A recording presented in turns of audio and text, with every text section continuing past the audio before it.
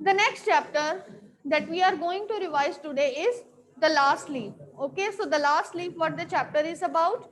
The chapter is about the famous painter Behrman who wanted to paint his masterpiece. So there in this chapter, there are two friends, Johnsy and Sue, who were also painters. They were living on the third floor of a flat. But what happened? One day, what happened? That Johnsy had fallen ill. Okay, she was suffering from acute pneumonia. The doctor was paying him, you can say, paying her the visits, but her condition was not improving. The doctor has explained to Johnsy that it is like that her friend Johnsy, she has turned an aversion to she has turned an aversion not to get well. Okay, so for that, so one day even Sue has noticed that Johnsy was daily looking outside the window, and what she was doing, she was just counting 10, 9, 8, 7 in this manner. And when she noticed that she was just looking, or her eyesight which was fixed upon one of the ivy creeper that was growing on the wall of the it was growing on the wall outside the window, and she thought that when the last leaf on this creeper would fall, that would be the last day of her life. Even Sue was trying to make her happy in different ways. She tried to talk about her fashion.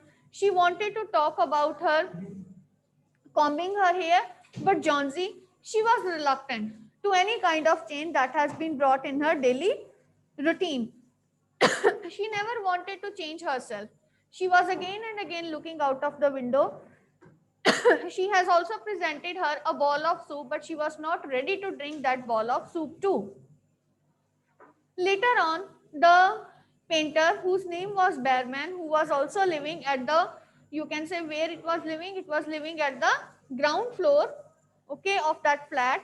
And one day, Sue went to Behrman, and then ultimately, what happened? She poured her heart to Behrman. She translated the entire story that was related to Johnsy. Behrman assured him that he would come and pay a visit to their house. In the evening, when Behrman came to their house, he looked and they drew the curtain of the window also. But this did not make even Johnsy to notice the presence of Behrman as well as Sue in the house. She was again and again looking out of the window. Behrman did not say a word and went away.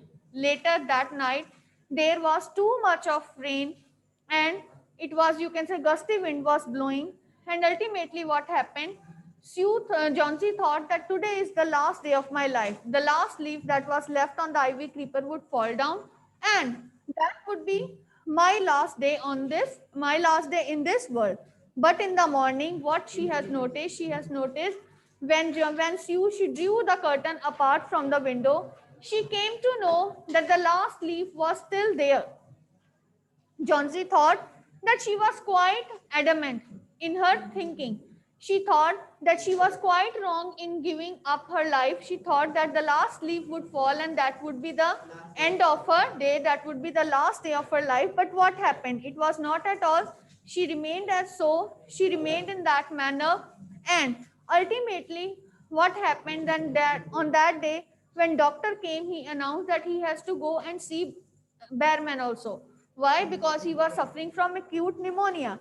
And he also told that there is no hope for him to survive.